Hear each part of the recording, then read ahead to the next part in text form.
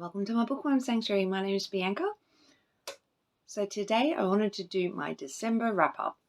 Now, I actually am not prepared. I don't have my diary. Please hold. Right, got the noodle. I'd show you my book journal, but it's really not that interesting, and I'm not arty-farty or anything like that. It's just lists. It's really kind of boring, but if you're interested, let me know and I might do a little video about it. But anyway, so with my December wrap up, so I like to track how many pages I read, and I read 2,457,000 pages this month. Now I DNF'd 2 books, but I read 10. I hauled in 14 books.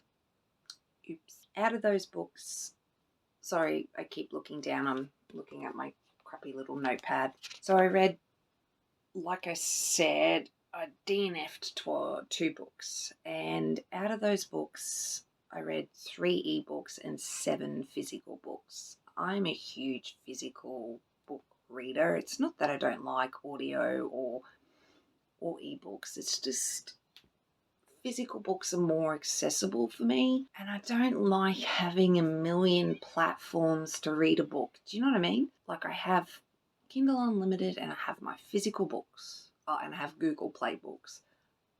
And that's it. And I don't even have Audible. So, yeah. Anyway, I'm going off on a little tangent again.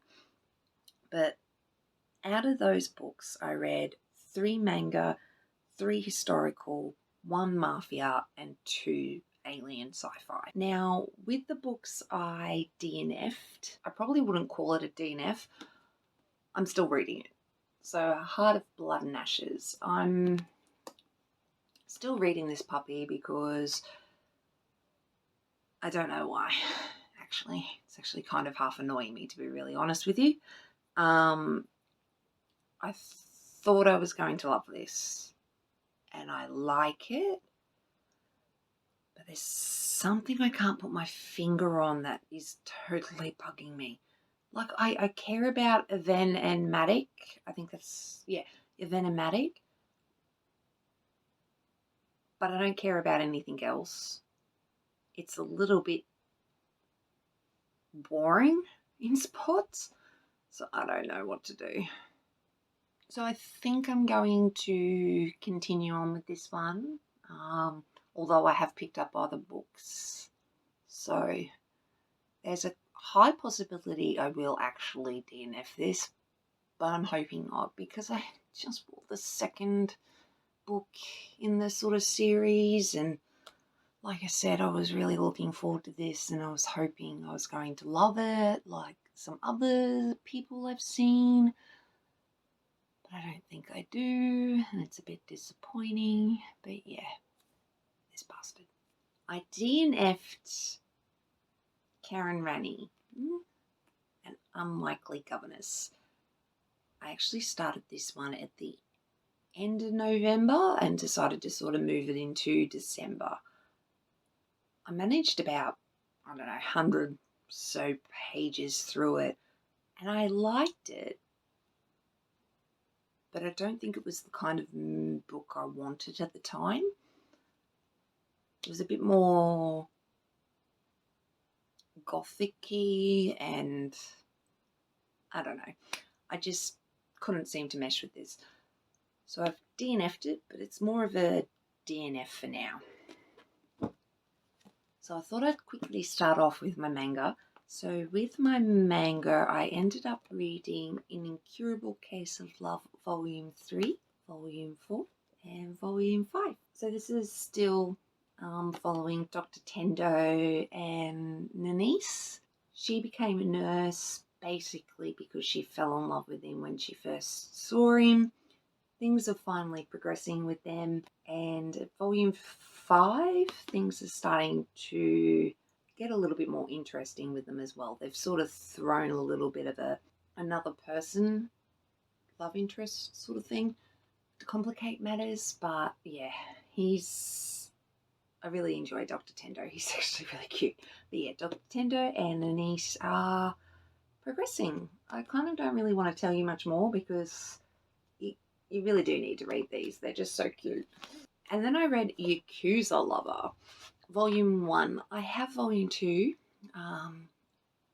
This is very, very sexy.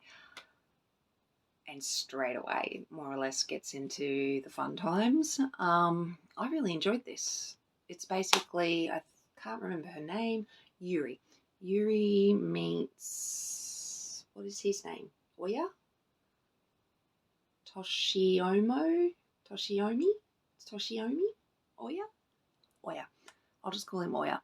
And Oya is an underboss for the Yakuza. So, yeah, it's basically so far just about them meeting, having an insane chemistry, and now she's his girlfriend. So, yeah. And then I read Duchess Deal, part of the Girl Meets Duke series. So with this one, I really enjoyed it. Ash was grumpy, but the moment he met Emma, he just knew that he needed her to be his Duchess. And yeah, they basically marry for convenience and things happen. I really enjoyed it. Like, Emma was just an ordinary sort of girl and Ash was this sort of devil dude, and he had this nightlife, and it was fucking funny. It really was. I enjoyed every minute of it. It was a 5-star read. It was fantastic. And then pretty much straight away afterwards, I read The Governor's Game. This was hilarious as well. Alex was awesome, and the girls were so cute. And poor Millicent, I tell ya. But basically, Alex ends up being Chase's governess by accident, and she takes care of these two little girls who are just funny as hell. Rosamund and Daisy, I believe. Daisy, she definitely was going to be a physician or something like that. She was quite funny, actually.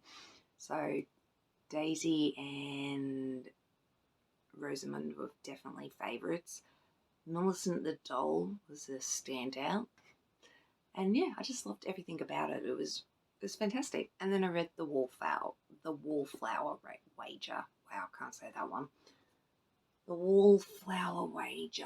And Gabriel Duke is not a duke like the last two, but he's a self-made man. And he moves next door to Penny. And Penny's that eccentric woman with 1,000 exotic animals and just wants to help people. And yeah, they sort of strike up this deal sort of thing. Gabrielle's going to help her get rid of all her animals so she can be a bit more of a respectable lady. So yeah, I really enjoyed it because you got to see Alex and Emma and Ash and Chase and all the others, and it was just fantastic. And I liked epilogue. I liked the ending, and I thought it was a really great series. I think there will be another book coming out. But this was the first lot of books I've ever read of Tessa Dare, so I definitely want to read more of her books soon. I also ended up reading 3 ebooks. So I read Sweet Temptations by Cora Riley. I think it's part of the Born in Blood series, but you can kind of read it as a standalone. And Julia has to marry, what was his name? Cassio. It's sort of an arranged marriage. His missus just passed away, and he's got 2 very small children that need a mother, and he is an underboss for the mafia, and he needs a new wife, and he gets Julia, and he never really wanted to have a relationship with her. He kind of married her for her to be like a glorified nanny, more or less. So it's her inserting herself into their life, and it's really beautiful.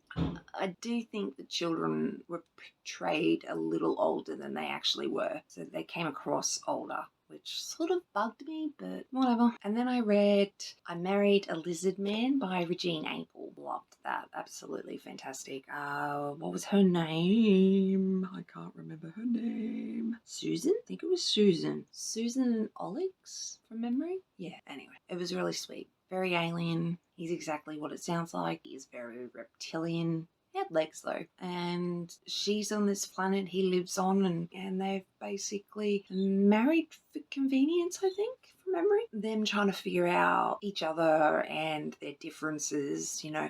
he's a lizard man and she's human, so there's going to be cultural differences and things like that. I really enjoyed it because Alex was just super sweet and Susan was a nice, strong female without being too much of an idiot. So yeah, I really enjoyed it. And then I read I Married a Birdman. With I Married a Birdman, I read that by accident. I was meant to read I Married a Naga, but I have no idea how I did it. Somehow on my Kindle, I ended up reading I Married a Birdman first.